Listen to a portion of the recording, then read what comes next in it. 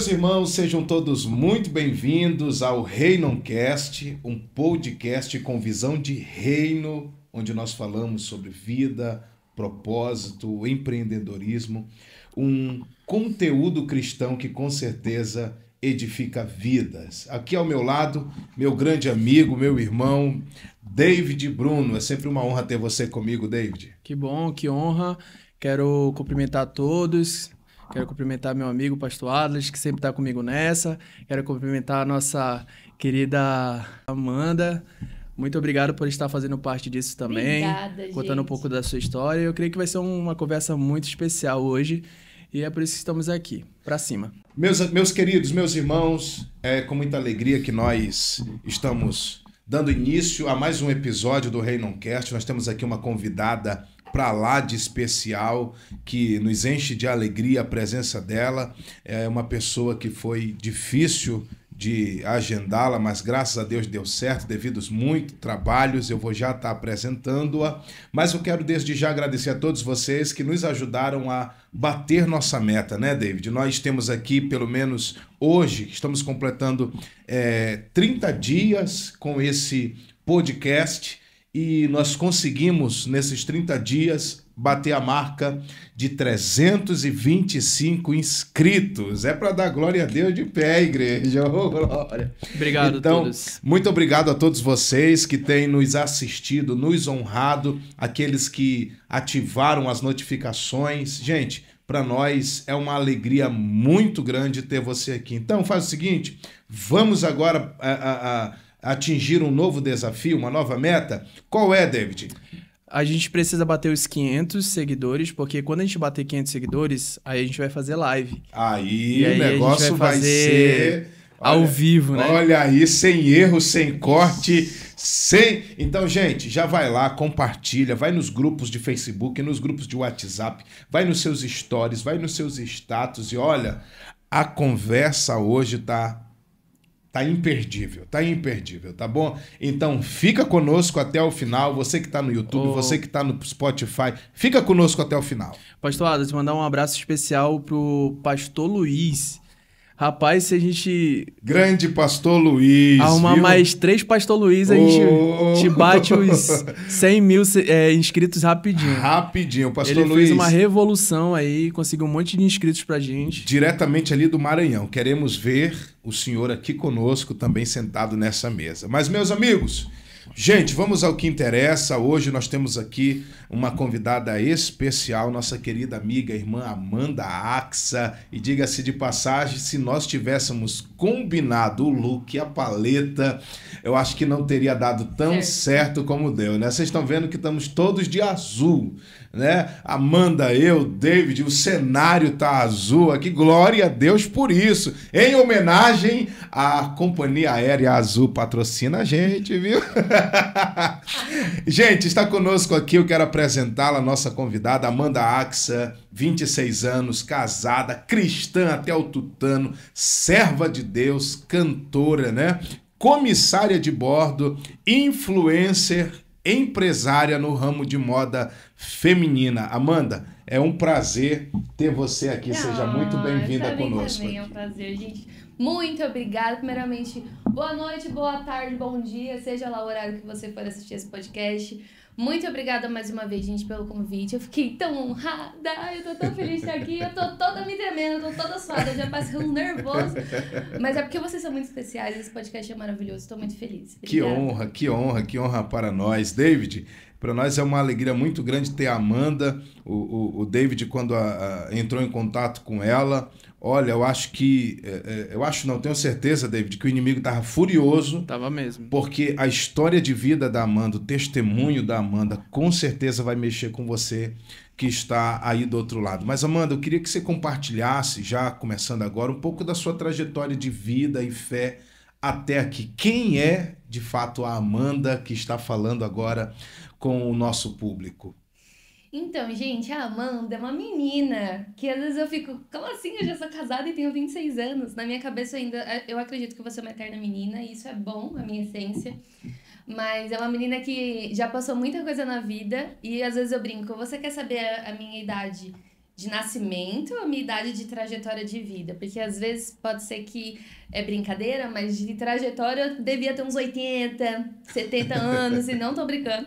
Mas eu sou crente desde criança, então eu nasci no berço evangélico, eu fui batizada com o Espírito Santo com 12 anos, e foi algo especial que depois eu conto pra vocês melhor sobre isso no decorrer. Desde quando eu nasci, eu tinha já um chamado, então quando eu fui apresentada na igreja, inclusive pastor Auri, a pastora Adriana, eles estavam na igreja que eu fui apresentada, e eles lembram disso, que eu tinha 20 dias de vida, e aí na hora que o pastor me apresentou, eu agarrei no microfone, e o pastor falou, essa menina vai ser cantora. E eu acho engraçado, porque ele podia falar qualquer outra coisa. Ele podia falar, ela vai ser pregadora, vai ser uma pastora, vai ser missionária. Mas não, ele falou cantora. Eu falei, nossa, e acertou, não é mesmo? Então, eu canto desde novinha. Eu sou musicista também, eu toco violino, dou uma arranhada no violão. Meu pai era maestro, então eu cresci nesse meio de música. Minha família inteira são músicos. E são professores da escola dominical, então toda essa questão de igreja, de estar envolvido nas coisas da igreja, eu tô desde pequenininha, e eu amo esse meio. Eu casei aos 22 anos, quando eu conheci o Amaro, eu conheço ele há muitos anos, mas a gente começou a namorar, eu tinha 19, 20, e a gente acabou casando em 2 anos, por conta de algumas coisas que eu vou contar depois. Mas foi muito especial pra mim, foi muito importante. Eu vi Deus em cada detalhe. E eu amei a forma como a minha história e a história do Amaro deu certo, assim, foi envolvida, porque realmente teve Deus nisso. E em vocês tudo combina, né? Amanda, Amaro. A gente combina desde o nome. Que coisa boa, né? Pois é. Mas é isso, eu sou uma menina cheia de sonhos, uma sonhadora. E Amanda, nos diz uma coisa e... a gente vê você alegre, sorridente, ninguém nem imagina o tanto que essa Amanda teve que vencer, porque a sua história de vida, de fato, é de resiliência, né, Amanda? Quem vê você sorridente, quem vê você feliz, bem casada, nem imagina que você teve que, logo cedo, na flor da idade, enfrentar uma perda tão grande que foi a partida dos seus pais. Você está acostumada com partidas, afinal de contas é comissária, né? Sempre esteve ali nas nuvens, sempre esteve dando tchau para familiares e etc. Só que esse adeus, né, é algo que ninguém gostaria de desejar. Como foi enfrentar, né, essa perda tão prematura dos seus pais, Amanda? Como é que foi lidar com esse turbilhão? Você estava viajando, você estava no solo, como é que foi que aconteceu tudo isso? Nos conta um pouco desse testemunho. Então, abrindo um parênteses, eu sou comissária desde de 2019, que foi quando eu entrei efetivamente na empresa que eu trabalho hoje, né? E a minha mãe, ela foi diagnosticada com câncer de mama em 2011. Então, na época, eu tinha 12 anos de idade, eu ainda estava estudando. E quando ela descobriu o câncer, foi um câncer muito avançado, difícil de ser tratado na época. Mas ela lutou muito, Deus ele foi mudando a história dela, né? Porque era algo muito sério mesmo, gravíssimo. Mas Deus foi mudando a história dela, mudando o diagnóstico e... do pior câncer de mama ser tratado foi para o melhor câncer de mama ser tratado. Então, qual é a idade da sua mãe? Perdão? 36 anos. 36 anos. 36 anos, viu, gente? Eu conheço gente que teve câncer de mama com 21, 22. Então, temos que tomar cuidado, tá bom? A prevenção é importante. E quando ela fez todos os tratamentos, ela ficou por 8 anos 100% curada. Então, por 8 anos não voltava o câncer. Ficou super bem. Tanto que ela vivia normalmente, como se nada tivesse acontecido. Ela contava testemunhos na igreja, né? Ela continuou trabalhando depois de um tempo, né? E tava tudo bem, tava tudo tranquilo. E quando a minha mãe fez a cirurgia dela, da mama, ela retirou a mama direita e os linfonodos embaixo do braço, que são as defesas do braço, né? Então, ela ficou por 8 anos sem a mama direita. Ela não fez a reconstrução. Quando ela fez a reconstrução foi em 2018, no final de 2018. E ela tava super bem, fez exames antes de fazer essa cirurgia e tava tudo bem.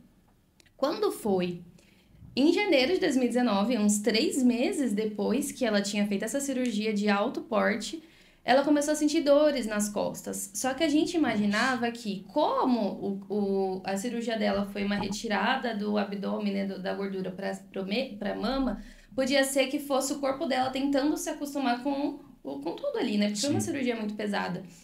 E ela falava, não, filha, eu acho que é outra coisa. Então, ela sempre tinha uma pulga ali atrás da orelha que pudesse ser alguma outra coisa. Mas a gente falava que não, que tava tudo bem. Até que teve um dia que ela passou muito mal, muito mal. Ela tava indo trabalhar, ela não tava conseguindo dirigir direito. Ela, às vezes, quando eu ia com ela pedia pra eu trocar a marcha pra ela não conseguia dirigir. Nossa. Então, um dia ela passou muito mal e ela teve que ir ao hospital. Meu pai foi trabalhar, como a minha mãe sempre ia nos hospitais, né? Meu pai falou, vai com ela, qualquer coisa você me liga.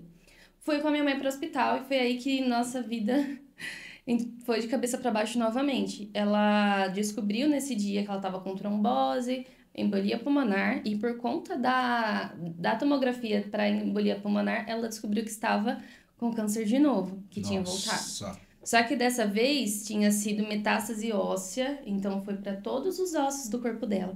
A gente brinca, no bom sentido da palavra, que acendeu uma árvore de Natal no corpo dela. Então tudo brilhava. Por conta da tomografia, estava tudo brilhando, que era o câncer. E eu lembro que era um médico que para mim foi Deus, foi um anjo que Deus colocou. Porque a forma como ele falava era uma forma muito sensível, sabe? Ele não chegou falando nada pesado para ela. Ele falou, olha, eu tô vendo aqui no exame que deu isso. E ela já falou, doutor, é do câncer? Aí ele falou, eu acredito que sim. E foi a primeira vez que eu vi minha mãe chorando na frente de um médico. Ela tinha já praticamente 10 anos passando em médicos e ela nunca havia chorado na frente de nenhum médico. Foi a primeira vez que eu vi. Então, aquilo pra mim, eu já tava com muitas emoções à flor da pele, porque foi uma luta pra ela conseguir fazer os exames. Ela ia sair e voltava da sala, porque estourava veia, o sangue coagulava, foi um caos.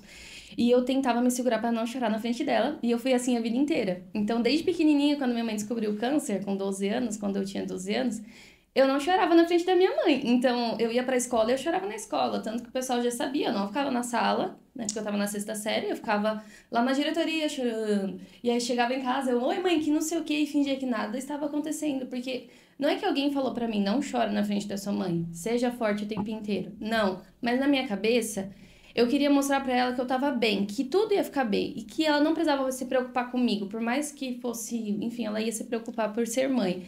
Mas que ela precisava se preocupar com ela, em ela ficar bem, e não como eu ficaria, né? Detalhe, estamos falando de uma única filha, filha única que tinha que transparecer força nesse momento e não tinha uma irmã para chamar de melhor amiga, irmã, né? Para chamar de melhor amiga, para as duas dar as mãos, então você tinha que ser a coluna da sua mãe, você tinha que transparecer essa força. Eu acho incrível essa posição, né, eu conheço a Amanda e particularmente eu nunca vi ela realmente teria tudo para mostrar fraqueza, enfim.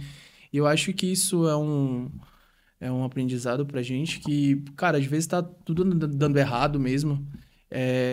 Só Deus sabe o que a gente passa no dia a dia, mas se perguntam, e aí, tá bem? Tá tudo bem, calma, que tá tranquilo. E a gente vai seguindo a vida com fé em Deus. Enfim, eu acho que isso é uma força mesmo que, cara, só Cristo para nos fortalecer. Porque se for na nossa humanidade mesmo, na nossa força humana, a gente não consegue encontrar nada. Não. E assim, depois que a minha mãe descobriu esse câncer, ele foi paliativo, né? Então, não tinha mais como ser curativo. Eles falavam pra gente isso. E por mais que a gente sempre teve fé em Deus, a gente sabia que Deus era capaz de curar e ele poderia ter curado a minha mãe se ele quisesse, a gente estava preparado pra talvez acontecer alguma coisa com ela. A gente sabia que poderia demorar 10, 15 anos, mas que uma hora ia acontecer, né? E eu lembro que na época eu ainda era solteira, né? Quando minha mãe descobriu esse câncer que voltou em 2019, eu tinha 19 para 20 anos na época. Então, eu já tinha terminado a escola, já tinha feito o curso de comissária, eu estava, inclusive, fazendo a seleção para entrar na empresa que eu tô hoje. E eu lembro perfeitamente que eu fui fazer a 2ª fase e era entrevista com psicóloga. E eu ia fazer, inclusive, a avaliação de inglês também. Então, eu fazia 2 entrevistas super fortes, que eu não sabia como que eu ia conseguir reagir.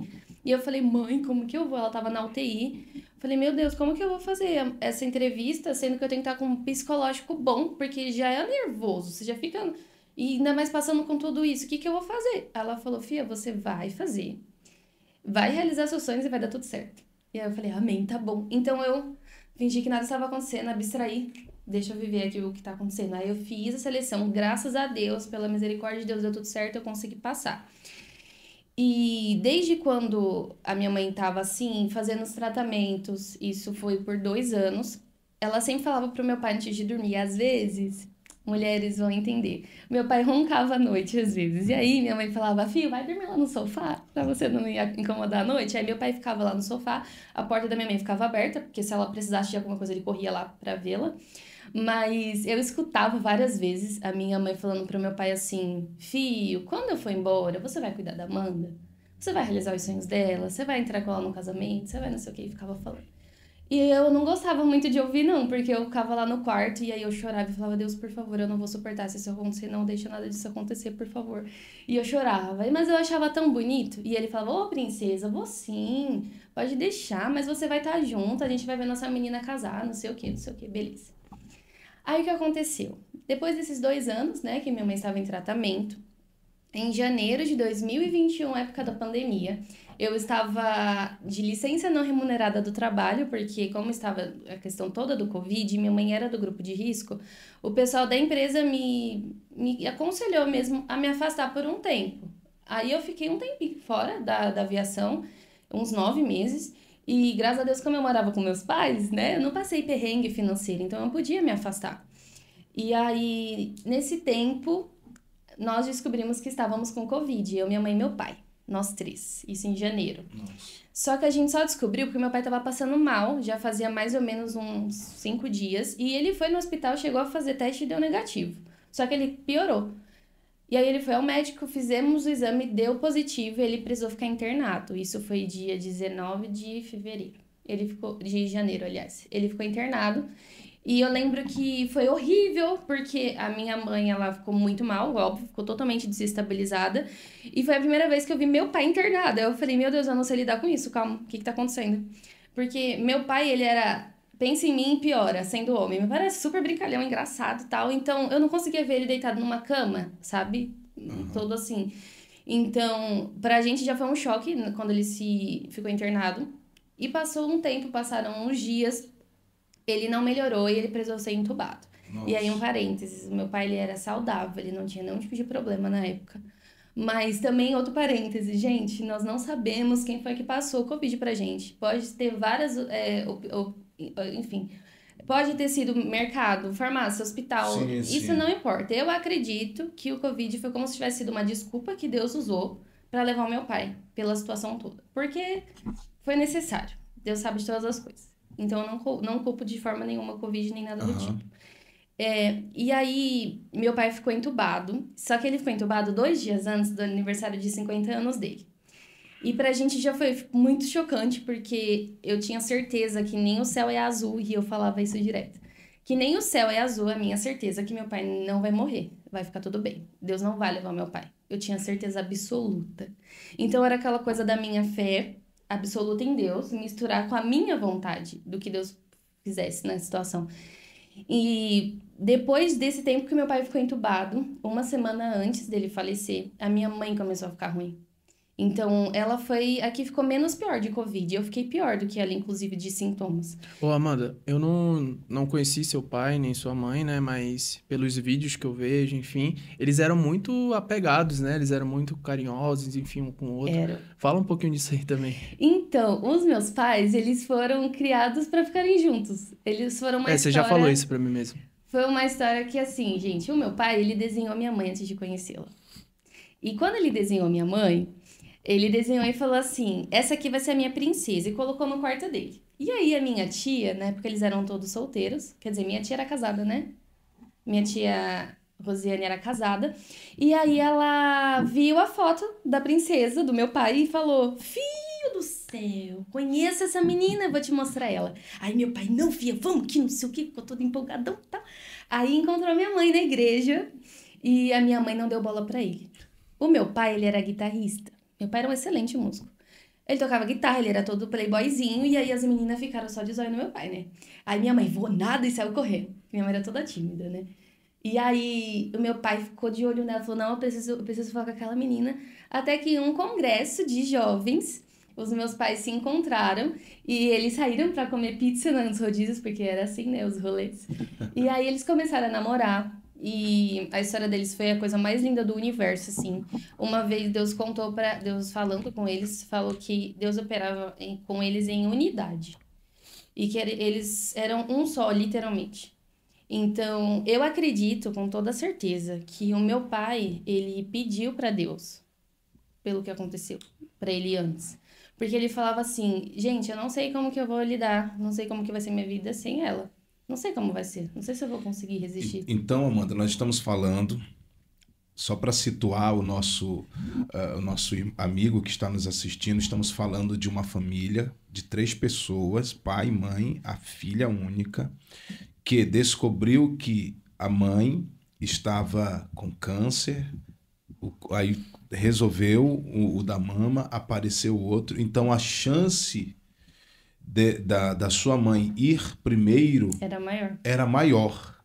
Então vocês estavam... Na verdade, não tinha nada a ver com o pai dela, né? Vocês estavam se preparando psicologicamente para essa perda. Uhum. E de repente você se vê dentro do olho do furacão, com seu pai entubado, com sua mãe naquela situação. Uhum. E aí?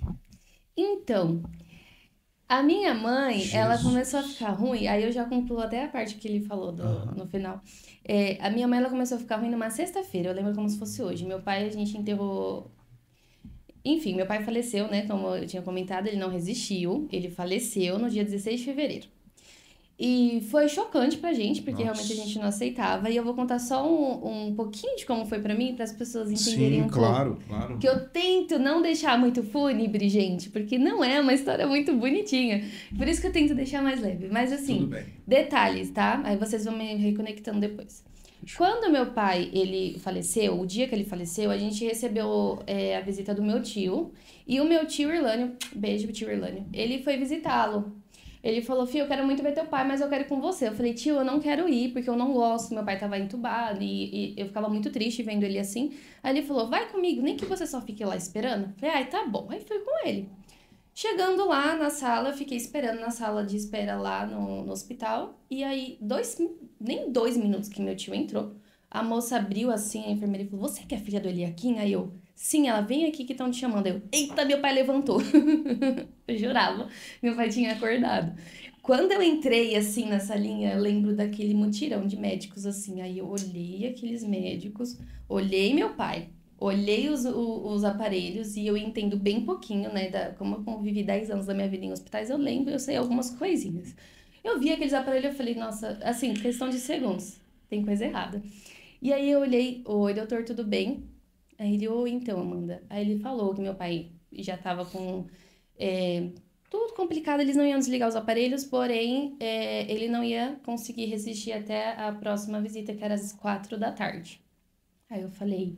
Tudo bem, obrigada. Desse jeito. Aí ele falou assim pra mim, ele tem mais alguém? Você tem irmãos? Ele tem esposa? Eu falei, tem a mãe dele, tem a minha mãe e tal. Aí ele falou, então chame elas aqui, a gente vai liberar a entrada dele na UTI, da galera, que foi um monte de gente. Eu falei, tá bom, doutor, muito obrigada. Aí ele, eu espero que você fique bem. Eu falei, obrigada.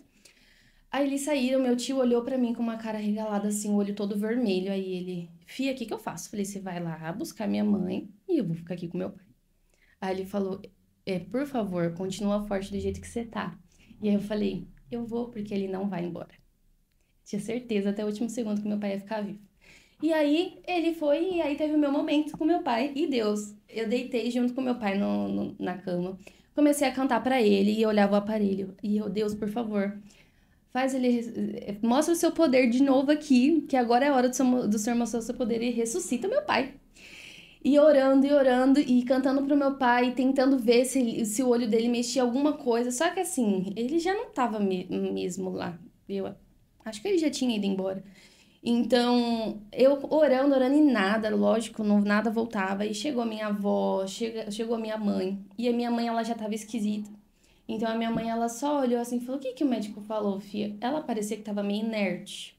mas depois eu comento sobre isso. Ela não tava legal, então ela entendeu por cima a situação e eu também não contei muito. Falei, mãe, os médicos disseram que ele tá indo embora.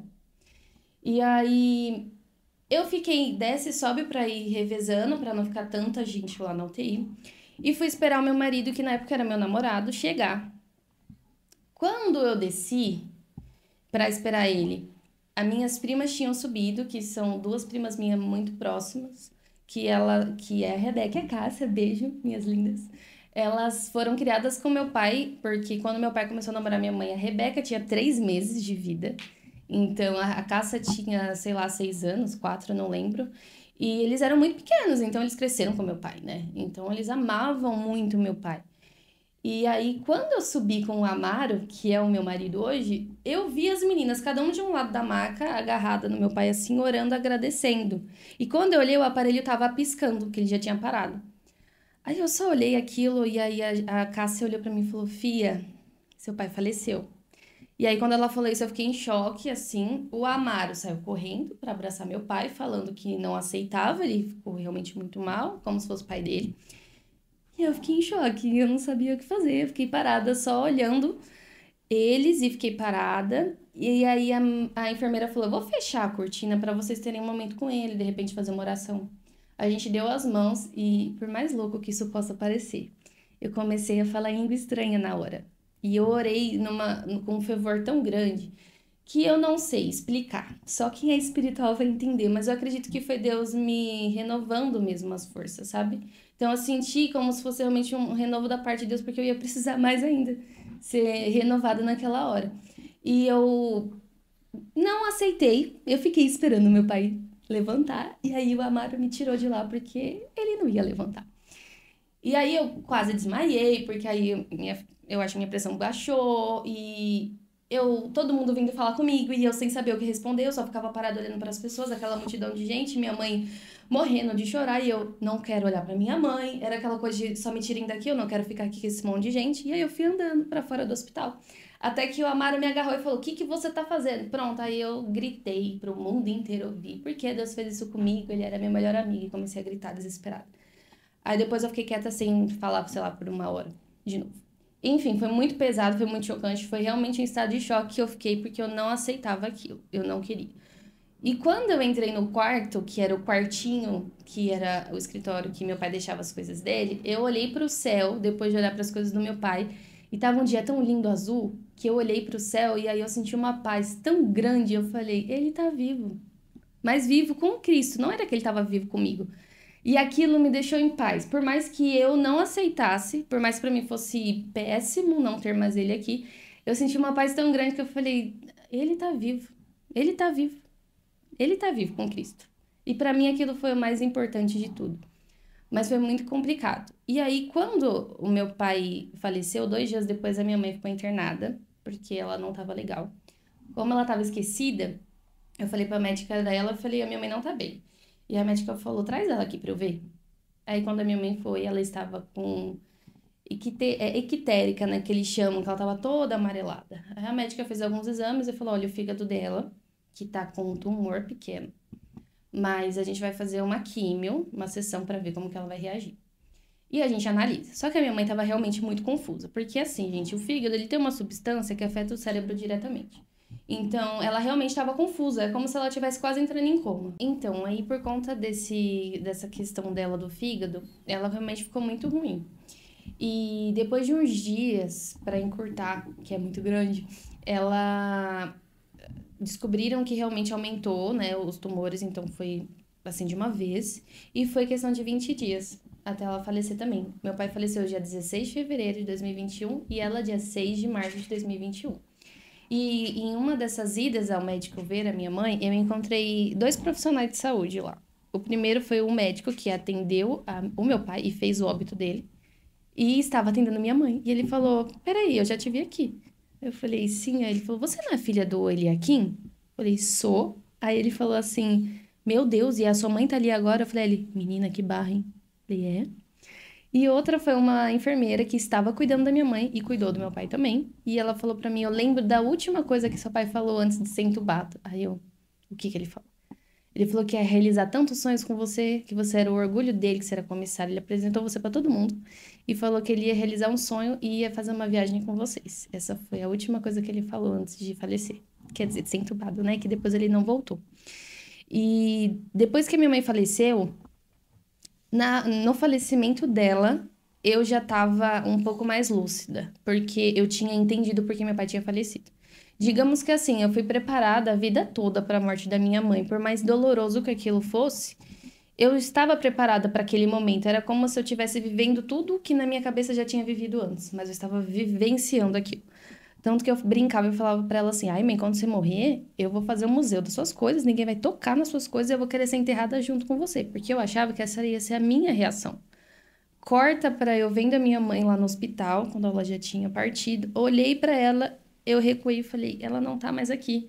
Eu não tive apego. Não é que eu tive a questão de desrespeito, não foi isso. É que eu entendi que ela não tava mais ali. O espírito dela, quem ela era, já tava com Cristo. Então, eu não tive aquele apego que eu imaginei que eu teria. E as coisas dela, eu não tive um apego também. Eu falei, não, gente, quem quiser pegar alguma coisa dela pra guardar, pode guardar, tá tudo bem. Então, isso é até uma coisa interessante, porque às vezes a gente acredita que vamos lidar de uma forma, mas a gente só sabe passando na pele. A gente não tem certeza como que vai ser. E eu lembro que em uma das vezes que minha mãe estava internada, eu falei com Deus, porque foi um choque pra mim. Eu entrei sozinha na UTI. Olhei minha mãe num nível que ela estava, por mais que a vida inteira minha mãe estava internada, foi as piores cenas que eu vi no final de vida dela foi nesses últimos dias. E eu olhei para ela naquele estado e a cadeira do meu pai vazia, para mim foi a pior de tudo. Que eu caí no chão e falei, Deus, eu nunca imaginei estar vivendo isso dessa maneira. Então, a única coisa que eu peço pro Senhor é leva ela logo, para ela não sofrer, porque ela nunca que tinha medo da morte. Ela não queria viver a parte final da doença, porque ela sabia o quão doloroso que era. A única coisa que eu peço é que o Senhor me ajude daqui pra frente. Eu só preciso ter força, porque eu não sei como que vai ser daqui pra frente. Eu uso uma analogia, não sei se é assim que fala a palavra, mas é como se eu estivesse vivendo um castelo e o meu castelo foi totalmente desmoronado. Ele acabou ali. Acabou. Com a morte da minha mãe, acabou. Eu comecei a tentar recolher os caquinhos que sobraram, as pequenas pedras, as pedras grandes, talvez, para viver uma nova vida. E até eu conseguir viver essa nova vida foi muito difícil. E eu separei um versículo aqui rapidamente, só para concluir, que na época que aconteceu tudo isso, eu tive algumas reações, né? Na morte do meu pai, eu estava muito em estado de choque, fiquei muito triste, óbvio, porque não era algo que eu tava esperando. E eu realmente fiquei muito próxima ali, né, na hora do velório. No da minha mãe, não. No da minha mãe, eu falei com todo mundo. Eu chorei, sim, mas eu tava muito lúcida. Eu sabia do que estava acontecendo. Falei com todo mundo, agradeci. Eu sei muito bem quem estava lá. E algumas pessoas falavam, meu Deus, a Amanda não tá entendendo o que tá acontecendo, né? Eu tava entendendo. A questão é que eu tinha entendido justamente o propósito de tudo. Mas isso não anulou o quão quebrada por dentro eu estava.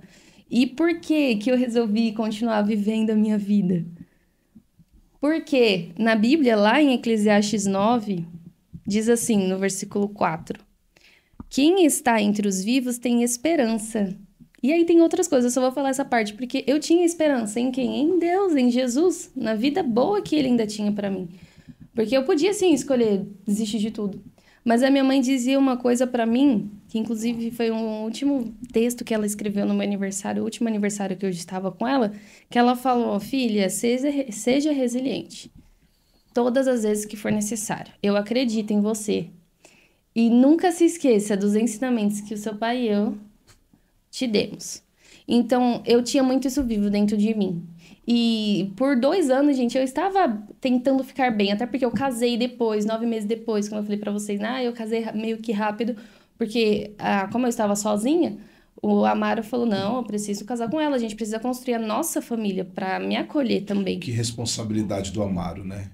Como ele foi homem de assumir a casa, assumir a responsabilidade, dizer, não, você não tá. Uhum. Você tem a mim. Eu quero ser mais do que seu namorado, quero ser seu marido, quero ser... Uau. E quando ele me pediu em casamento, quando ele ia me pedir em casamento, na verdade, Ele comprou o anel e foi visitar minha mãe na época, mostrou o anel pra ela, falou, eu vou cuidar dela. Ele falou, eu vou cuidar de você também, se fosse o caso, né, dela ficar viva. Ele ia cuidar da gente. Então, ele já tinha essa pretensão. Quando meu pai faleceu, ele entendeu que eu precisava ter um homem na minha casa. E graças a Deus por isso. Eu falo que o Amaro foi a minha salvação, assim. Claro, Jesus também em primeiro lugar, mas Claro, não, Deus sim. usou a vida do Amaro pra mim, porque eu pude encontrar com ele um sonho novo, viver algo novo de novo. Construir o meu próprio castelo depois de tudo, sabe? E mesmo tendo ficado muito, entre aspas, meio que bem nesses primeiros 2 anos, eu estava acumulando muitas emoções. Então, por exemplo, quando eu ia trabalhar, eu encontrava uma família com uma filha pequena, enfim, que seja, e aquilo me doía, porque eu lembrava dos meus pais, e eu lembro que às vezes eu tava segurando alguma coisa na porta e eu segurava aquilo com tanta força porque eu não queria chorar na frente dos clientes. Eu já vi pessoas parecidas com meus pais no voo que eu precisei dar uma pra não ter um treco. Só que o que aconteceu? Eu ficava segurando muitas emoções, eu não queria pôr pra fora. Então, por mais que tenha sido bom ser forte em alguns momentos, eu não me permitia ser vulnerável. Eu não queria aceitar minha fragilidade, então eu não chorava o suficiente, sabe? Até que eu precisei fazer isso. Então, depois desse tempo, que realmente eu percebi que eu não estava bem, que foi ali o ápice, que eu comecei a passar com um psicólogo, que eu precisei realmente entender minhas emoções, que eu coloquei realmente tudo pra fora, então ainda demorou um pouquinho pra eu entender o luto. Você estava engolindo vidro, né? Você estava engolindo cacos, se machucando por dentro, se ferindo para segurar suas emoções, né? Mas, Amanda, me diz uma coisa, que conselho você daria hoje para quem enfrenta o luto ou a ausência dos pais? Porque você nos contou que você foi muito criticada pelo fato de enfrentar de forma fria, digamos assim, essa perda. E eu sei que foi um turbilhão de emoções, mas hoje a sua história é uma história de resiliência, uma história de fé, uma história de fé que quem te sustentou no meio de tudo isso foi Deus, Sim. né? Pelo fato de você ser cristã desde o berço, desde o nascimento. Mas hoje deve ter alguém ali nos assistindo com uma história parecida. Talvez sejam até mesmo órfãos de pais vivos. Que existem inúmeras pessoas hoje assim. Que conselho você daria para esse jovem, para essa moça, para esse rapaz, para esse homem, para essa mulher que está enfrentando o luto de alguém que de fato partiu ou da ausência de alguém que já não está mais nem aí? Eu brinco que não existe uma fórmula secreta para lidar com o luto. E eu acho que a gente não deve em nenhum momento julgar como as pessoas lidam com o Como as luto. pessoas lidam. Porque eu, por exemplo, eu fiquei muito mal, sim, mas eu não queria transparecer para as pessoas. Só que o meu particular, de falar boa noite, pai, boa noite, mãe, ir pro quarto, morrendo de chorar, só Deus via. Então, eu sei o que eu passei no meu particular. E nem sempre as pessoas que estão morrendo de chorar por fora, realmente é aquilo que elas estão sentindo, como vice-versa. E eu aconselhei muitas pessoas, mesmo não saindo da dona da razão, pessoas, inclusive, mais velhas do que eu, que perderam marido, que ficaram também sozinhos, que deve ser uma barra muito grande também, você perder a pessoa que tá ali do seu lado há, sei lá, 30, 20 anos. E o conselho maior que eu dou para essas pessoas é se apoiem em Cristo, porque foi o que eu fiz. Eu coloquei realmente o espaço do vazio dos meus pais em Jesus. Então, toda vez que eu sentia falta de alguma coisa, eu desabafava com Deus, falava a real o que eu estava sentindo e pedia para Deus me preencher daquilo que eu estava sentindo, para que ele realmente fosse o meu pai. E quando eu entendi que eu não tinha perdido o meu pai, que eu ainda tinha um pai eterno, as coisas ficaram um pouco mais fáceis. Isso não anula o fato do meu pai não estar mais aqui. E uma outra coisa que para mim foi um divisor de águas, porque eu acredito que Deus usa a medicina em todos os quesitos, foi a questão de me fazer um tratamento psicológico, né? Eu acho que isso é muito importante. Procurou, de fato, uma ajuda profissional para você aprender a lidar com essas emoções. Porque eu nunca critiquei psicólogos e tudo, só que eu achava que eu não precisava. E eu acho que tem uma ignorância aí também, né? Acho que da parte dos cristãos, posso dizer assim, que às vezes acham que é espiritual, e às vezes... tabu que precisa ser quebrado. E às vezes, muitas coisas podem ser resolvidas com um profissional. Exatamente. Que ele vai te dar uma orientação. caminhos ali pra você Exato. sair dessa, né? E aquela coisa, gente, o inimigo, ele só usa aquilo que realmente tá com a brecha, tá sensível. E sim, vai acabar sendo algo que o inimigo vai usar, que é uma fragilidade. Só que não quer dizer que foi o inimigo que causou aquilo, né? O luto dos meus pais precisava ser vivido. E eu precisava de alguém pra me ajudar, porque foi algo muito difícil. Eu tinha muitas coisas que eu precisava melhorar, absorver. E Amanda, desculpa te interromper, como foi esse processo de reestruturação que você até falou que o seu castelo desabou, ficaram ali algumas pedrinhas, algumas pedras maiores. Como foi esse processo? Você passou a ir mais para a igreja, deixou de ir para a igreja, você passou a ficar mais em casa, passou a sair mais, você, sei lá, procurou ocupar sua mente de alguma outra forma, porque, gente, nós estamos falando de pai e mãe, Amanda. Estamos falando das duas pessoas mais importantes para nós. Então, como é que você começou a preencher esse vazio? Porque chega uma hora que você chega em casa e diz, eles não estão aqui. E tem um acontecimento que você parou um período, né, de trabalhar também, né? Esse período também. O que acontece, gente? Com certeza, eu tive fases. Eu falo que assim, sabe quando Moisés, ele ficou 40 anos no Egito? Aí ele saiu, ficou 40 anos no deserto. E depois ele saiu e teve outra fase. Foi mais ou menos a mesma coisa. Porque é como se eu era uma pessoa, há 5 anos atrás, 4 anos atrás, foi quando meus pais faleceram. Eu fui uma pessoa durante esses 4 anos. Digamos que de 2 anos eu fui uma pessoa, depois mais 2 anos outra pessoa. Porque é muito difícil você se reencontrar depois de tudo aquilo. Ao mesmo tempo que eu não queria perder a minha essência, aquela coisinha que eu tinha de quando eles partiram, que também era um pedaço deles que eles colocaram em mim, eu sabia que eu não podia continuar com certas coisas. Eu precisava ter uma maturidade maior. Eu precisava ter um crescimento em muitas áreas da minha vida. E eu fui me encontrando aos poucos e não foi simples, foi muito difícil. E o fato de eu estar sempre, né, eu não coloquei a culpa em Deus em nenhum momento. O fato de eu realmente ter essa conexão com Cristo me ajudou muito a me entender. Porque eu falava para Deus assim, Deus, o que o Senhor quer de mim? Quem que o Senhor quer que eu seja? Qual que é o propósito acima de tudo isso? Olha que lição aí, pastor Alice, porque muitas das vezes a gente coloca culpa em tudo, né? Principalmente em Deus. Eu tô passando por essa fase aqui, culpa de Deus, tá vendo? E tá aí um exemplo claro que... Tem até um louvor que viralizou agora, né? Que nas horas escuras da vida, Jesus tá lá. Então, cara, assim, não tem... Pega esse exemplo da Amanda aí, leva pra sua vida, porque nos momentos mais difíceis, cara, olha pra Cristo. Tinha tudo pra dizer, a culpa é Deus. Exatamente. De Deus. Claro que assim, eu não culpei, mas eu falava, ai Deus, por que eu? Ah, claro. Até que chegou uma hora que eu falei, tá, mas por que não eu? O que eu tenho de mais especial com as pessoas? E eu aprendi, inclusive, de um pastor muito sábio que falou comigo um tempo atrás, que os escolhidos não têm escolha. E eu entendi que eu não tinha escolha. E que isso já era o amor de Deus. Só que só quem tem muita maturidade espiritual que vai entender isso. Porque, gente, de verdade, por mais que tenha sido muito difícil, eu tinha paz o tempo inteiro. E eu sabia que Deus estava comigo. Ele mostrava em detalhes na minha vida, no meu dia. Ele usava pessoas para falar comigo. A minha família é incrível, dos dois lados. Eu tenho eu tenho uma grande nuvem de pessoas que oram por mim, que estão comigo e tudo mais.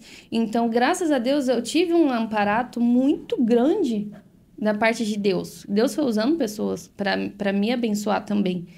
Então, eu tive que me reestruturar. E eu digo pra vocês que eu estou em processo ainda, mas eu tô muito melhor agora. Amém. Porque quando eu realmente fiquei muito mal, eu precisei me afastar da aviação. Eu fiquei afastada 1 ano e meio, eu voltei há pouco tempo. Sim. Porque eu realmente fiquei com crise de ansiedade. Eu tive transtorno depressivo, início, né? Eu não cheguei a ficar depressiva. Mas eu só percebi isso porque eu me conhecia muito. Eu sempre gostei de livros de autoconhecimento, sempre li muito a Bíblia. Então eu sabia que, putz, isso aqui não é normal de mim, não. Por mais que tenha justificativas por tudo que eu passei, eu falei, não, eu preciso... O que tá acontecendo? Eu tô me perdendo. Eu comecei a ficar outra pessoa. Então, assim, você ficou mais em casa? Fiquei. Teve uma época que eu não queria ver ninguém, eu ficava meu Deus, eu não quero sair de casa, eu não quero ir pra lugar nenhum. A igreja que antigamente eu frequentava passou a ser um lugar que pra mim era eu tinha muitas crises de ansiedade, porque me lembrava muito os meus pais. Eu não conseguia mais ficar lá. Me dava uns negócios ruins, mas não pela igreja, pela lembrança que eu tinha deles.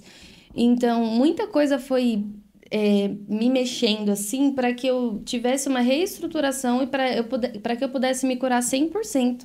Que hoje eu acredito que eu não digo nem 100%, porque eu acho que até quem tá bem não tá 100%. A gente nunca tá 100%. Não, mas eu acho que hoje eu tô uns 80% e pra mim isso é maravilhoso.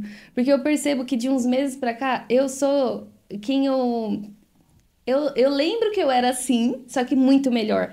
Então eu já consigo me enxergar de novo, em Deus. De fato, de fato. Quem olha você agora, por exemplo, nem imagina, como eu disse no início, que você teve uma perda tão grande como essa.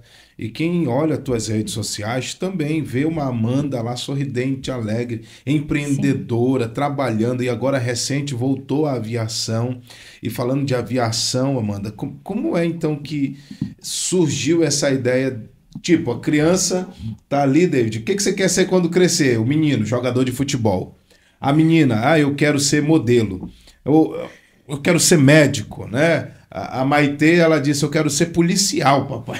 A minha filha, Maitê. E agora nós temos aqui a Amanda, né, voando, né? Um dia tá numa cidade, outro dia tá noutra, tá num país, tá...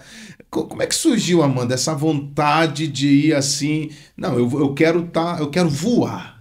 Que história é essa? A voada eu sempre fui, né? Sempre tava lá nas alturas. Minha mãe tentava me empurrar. Venha puxar, menina, pelo amor de Deus.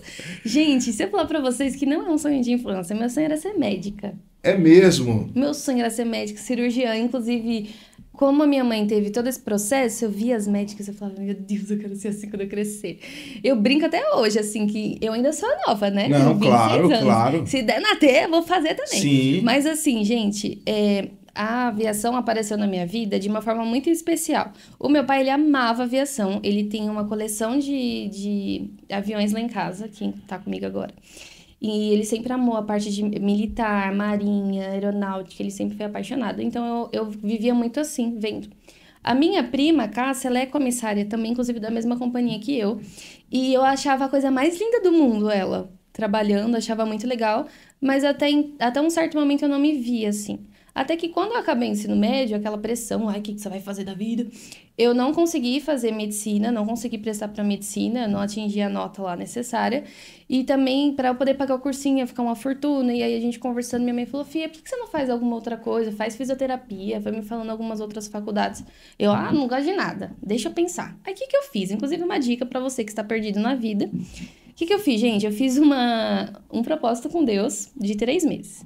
Eu sou doida. Tá, gente? Eu realmente sou doida. O que eu fiz? Falei, Deus, dentro de 3 meses eu acredito que o Senhor vai me falar o que eu vou fazer e vai me dizer o que eu tenho que seguir na minha vida. E aí Deus falou. Deus foi confirmando, na verdade. Eu acordei um dia e falei, por que eu não faço o curso de comissária? Não foi que Deus chegou e me desceu do céu e me disse. Ele foi me dando direções. E aí eu fiz o curso, gente. E assim, eu percebi que aquilo dava muito certo pra mim. Quanto tempo? De 4 a 6 meses. A gente faz tudo no curso, sobrevivência, passar frio. Gente, passei um frio lascado, comi um monte de coisa de pequena. Sério? Assim, taquei não, quem vê a comissária ali plena, né? Eu não falo tão somente da Amanda, Deide, mas quem vê a comissária ali, os comissários plenos, né? Nem imagina que passa tudo isso. Gente, juro, a gente faz E precisa estudar pra caramba também. Ela Todo tava ano. falando que ela teve que fazer prova quando voltou agora. E tem vários aviões que tem que estudar, e a gente tem que saber tudo do avião. Assim, gente, é muito mais complicado do que as pessoas imaginam. Como qualquer outra profissão que também exige isso. Tipo, não é só servir a balinha. Não tô falando de mim, né? Na ignorância. Mas o cara pensa, só abrir a porta, né? Servir a balinha, abrir a porta. E Não dar bom né? dia também. Não, isso é só a cerejinha. É bem mais profundo. Nós somos agentes de segurança. Se acontecer alguma coisa no avião, a gente tem que evacuar o avião em 90 segundos. A gente tem que tirar todo mundo lá de dentro em 90 segundos. Imagina um avião com 300 passageiros.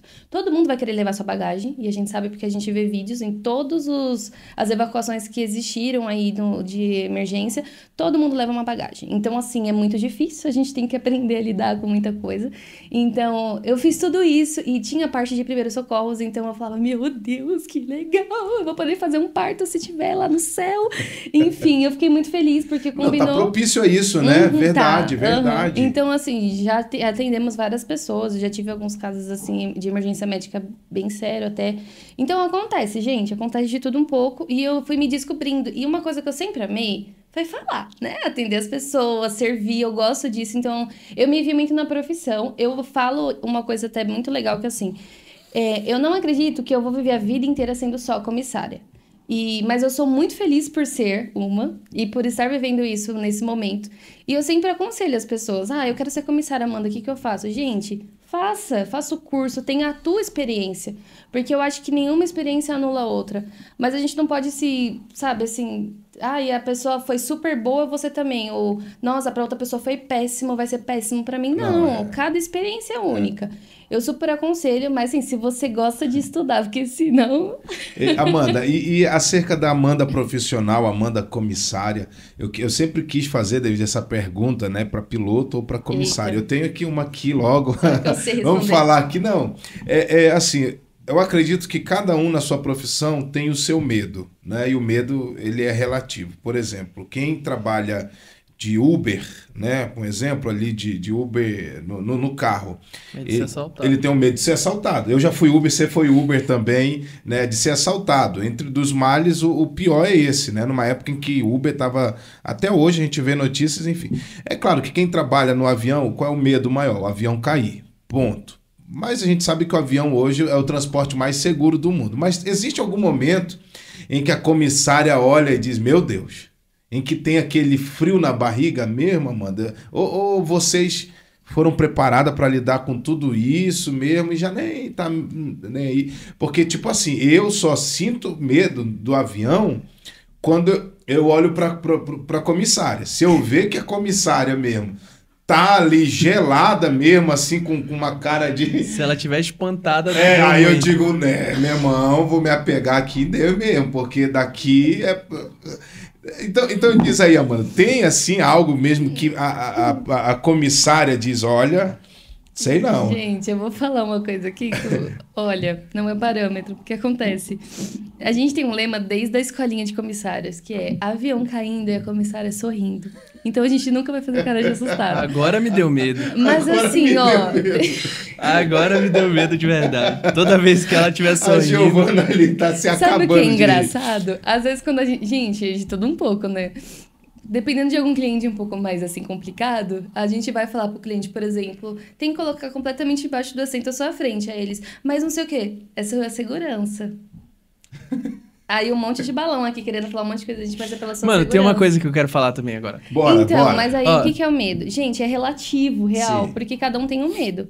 Vou confessar pra vocês, eu tenho 2 medos. O meu primeiro medo é passar por uma turbulência daquelas que quebra o avião mesmo por dentro, que o pessoal sai machucado. Aham. Tipo, pá, que dá uma sensação ruim.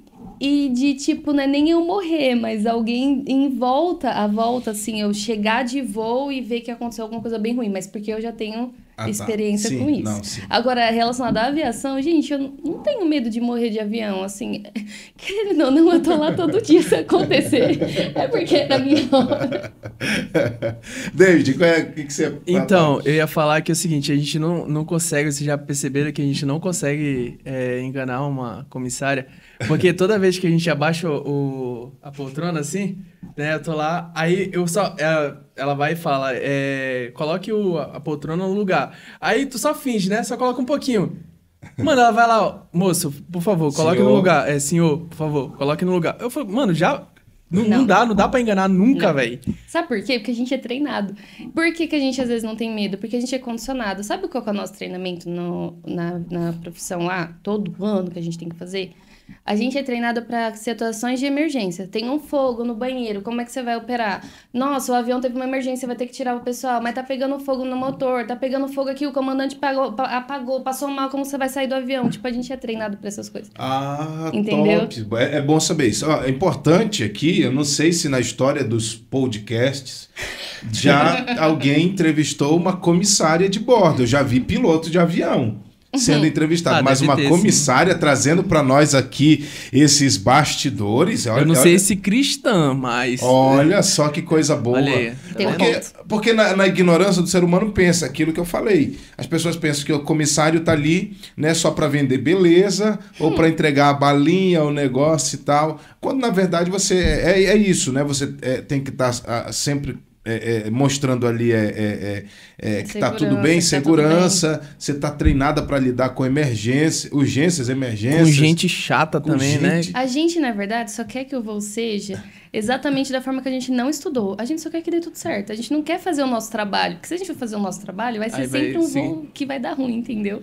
E falando em avião, tem um passando aqui agorinha, né? Amanhã você viaja, né? Amanhã. Logo já vai para uma outra cidade. Como é que é, Amanda, lidar, né? Essa questão de diferentes culturas, lugares, pessoas. Como é que a tua fé te ajuda a ser luz nesse ambiente, amiga? Eu acredito que seja pela nossa presença. Sabe aquela coisa de você falar de Jesus sem precisar abrir sua boca? Uau! Muitas vezes, até para os colegas mesmo, eu digo isso. Porque quantas vezes eu cheguei no avião, eu não chego, oi, tudo bem? Sou órfã. Não. Mas eu sempre percebo que até nos dias que são os dias que eu menos queria ir, que eu tô mais cansada, que eu tô num turbilhão, são os dias que Deus vai me usar para falar com alguém.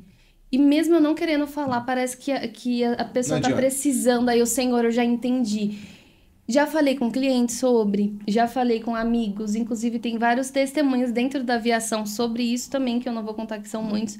Teve um casal que não se separou por conta da minha história. Então, assim, tem várias questões. Uau. Eu achei interessante, algo que você falou também, que naquele momento de perda, o dono, o CEO da Azul...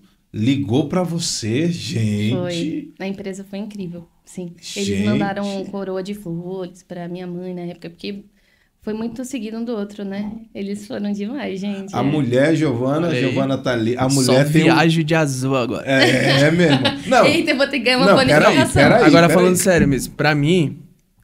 corta aí. É a melhor companhia. Inclusive, se quiser patrocinar o nosso podcast, fica à vontade. Vou mandar pro comandante. Não, pode mandar pro John ali.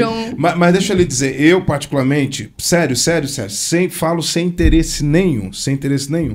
Eu amo viajar na Azul. Eu falo com interesse mesmo. Eu amo viajar na Azul. Vocês viajaram comigo como comissário. Eita, olha aí. Quando trabalhar. Então, olha só. Eu gosto da Azul, eu gosto mesmo, porque lá em Parintins, da cidade que nós estávamos, só opera a Azul, só vai para lá a Azul, né? E aí eu passei a ter um carinho ainda maior por essa companhia, porque diferente das outras lá, né, na viagem, a gente servia Coca-Cola, latinha de Coca-Cola, servia os biscoitos, servia os Fini, né? Os aviãozinhos. Azul, aqui. Tem umas que só te dá um abraço, né? Ô, gente. Valeu aí por viajar com a gente. Aquela corta tá meio zoada agora. Tem umas aí que já foi, já. Amanda, se você pudesse hoje resumir a sua caminhada até aqui em uma frase de fé, qual frase seria? Tudo tem um tempo certo. E no seu tempo, a esperança faz florescer. Essa seria a frase. Show.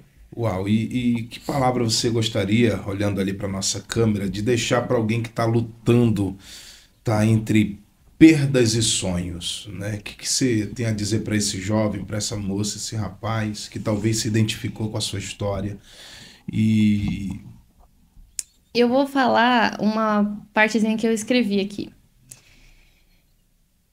Não desista da vida. Existe beleza em ser imperfeito e ter pedaços incompletos dentro de nós. Não deixe seus medos serem maiores do que a sua vontade de vencer. Não é fácil ver um futuro sem as pessoas que amamos, mas existe uma luz que é mais forte do que todo luto e a dor que carregamos. Deixe essa luz habitar em você e mostrar os sonhos que Ele, Deus, tem para sua vida. Uau, que bênção! Esse é um trecho do seu livro, não é? Falando nesse livro, a Amanda comentou em off para nós aqui que está escrevendo esse livro já há 4 anos, né, Amanda? E eu tenho certeza que assim como esse bate-papo vai virar a chave, David, na vida de muitas pessoas, o seu livro também vai mudar a vida de muitas pessoas. Eu falo isso que eu também sou escritor, já escrevi 2 livros, entre eles o meu best-seller, né, foi sobre responsabilidades do cristão no lar. Quem manda na sua casa? Você ou Deus, né? São as responsabilidades que a gente tem, que nem tudo é culpa do diabo. Nem tudo é culpa do diabo. Mas o problema é que é mais fácil culpar o diabo do que assumir a culpa, né? E eu tenho certeza que esse livro, né, que Deus está te inspirando, o Espírito Santo tem te inspirado, ele vai mudar vidas de pessoas que estão passando por esse momento que você enfrentou e conseguiu vencer, né? Tem vida após a tempestade, não tem, Amanda? Tem vida, tem esperança. E a beleza no luto também, gente. Tem as suas particularidades. Olha, tem uma música que fala sobre isso, né? Eu acho que você gosta muito dela, da Gabriela Rocha, que é Traz de belezas assim. Traz a vida aos sepulcros. Uau, Show. Uau. Gente, nós estamos já chegando ao final dessa conversa. Olha, que conversa agradabilíssima. Nós passeamos aqui, fomos do luto à luta, né? Do luto... Gente, nós demos uma passeada aqui, entendemos muitas coisas. Teve algum momento que eu me vi ali na Amanda, porque eu passei por uma situação, claro que não vou medir com a mesma régua, mas a minha mãe foi hospitalizada, Amanda, e a gente procura ali de se apegar, né, a Deus mais ainda, dizendo não vai morrer, não vai morrer. Bendito seja Deus que ainda preservou minha mãe está viva hoje e ela sempre assiste esse podcast. Então, mãe, um beijo para a senhora, lhe amo. Mas nós estamos chegando ao final, queremos deixar aqui as nossas considerações. Amanda, quais são as suas considerações aqui já no final desse podcast? Mais uma vez eu quero agradecer, vocês são incríveis, moram no meu heart, no meu coração.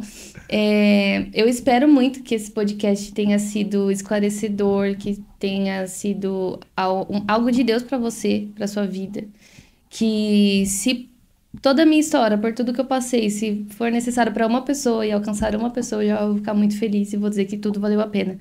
Porque realmente propósito tem a ver com pessoas. E eu acredito que se Deus me colocou aqui hoje para falar sobre isso, contar isso para vocês e ter passado tudo que eu passei, foi por um propósito. E que seja alcançar 1, 2, 3 mil almas para Jesus, que seja, eu vou ficar muito feliz em Deus por isso. E realmente, gente, tem como a gente ser feliz no pós? Tem como, porque a nossa vida ela tem que ser vivida por Jesus, para Jesus. É claro que a gente se apega com essas pessoas, mas é muito mais lindo e muito mais prazeroso você viver a vida que Cristo quer que você viva e não aquilo que a gente quer viver.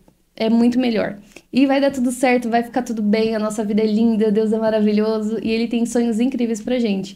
E, por favor, me sigam nas redes sociais, gente. Qual é o seu arroba?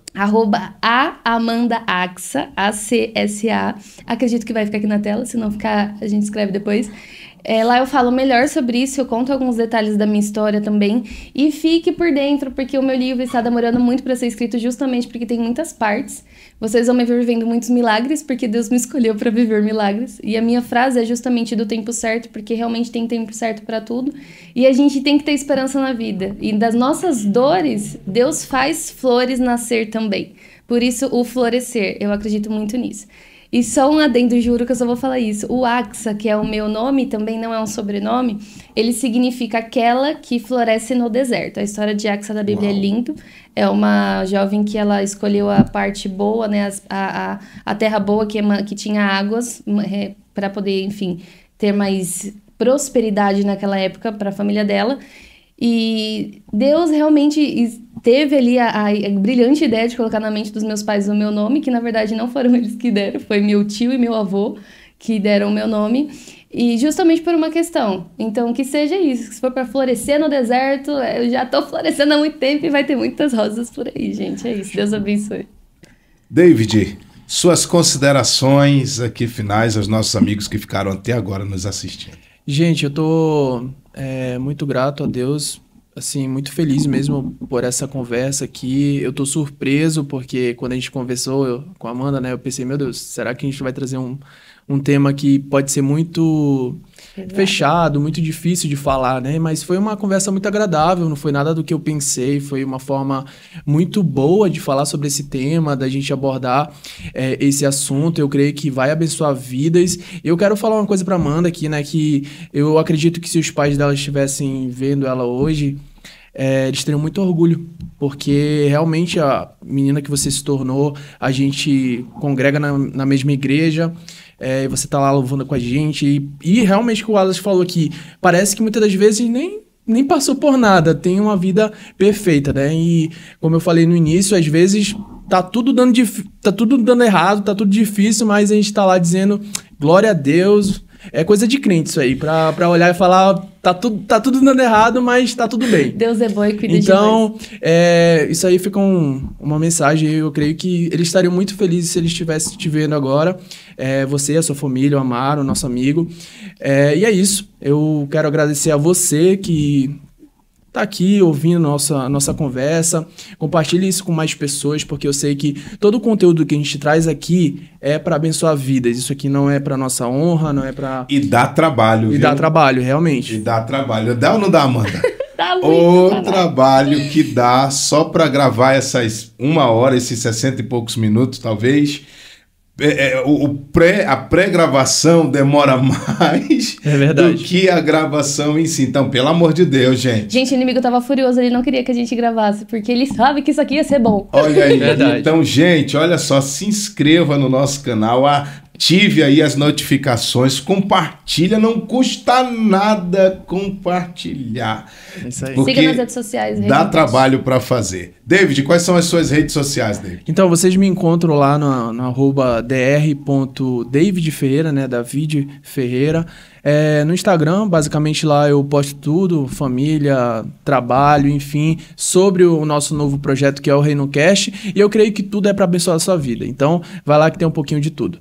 Perfeito, gente, nos resta aqui agradecer, muito obrigado a você que ficou conosco até agora, que Deus continue te abençoando, nos siga no Instagram, nas principais plataformas das redes sociais, o Reinoncast está presente no YouTube, no Spotify, no TikTok e no Instagram, tá bom? Sempre Reinoncast, não é reino, é Reinon, com M de Maria no final. Reinoncast, porque se você botar lá reino, você vai acabar clicando lá no concorrente e não é isso que a gente quer. Por favor, tá bom? Reinoncast. As minhas redes sociais, @PRAdlais. Você vai me achar também aqui no YouTube, eu sempre posto vídeos devocionais abençoando a vida daqueles que nos assistem. Gente, nosso muito obrigado a todos, obrigado Giovana, obrigado Amaro que estão nos bastidores, o Amaro chegou ainda agora, o Amaro que é o amado da Amanda Axa. Eita glória, gente, muito obrigado, fiquem com Deus e até o próximo episódio, se Amém, Deus gente, permitir. fique com Deus, tchau, tchau.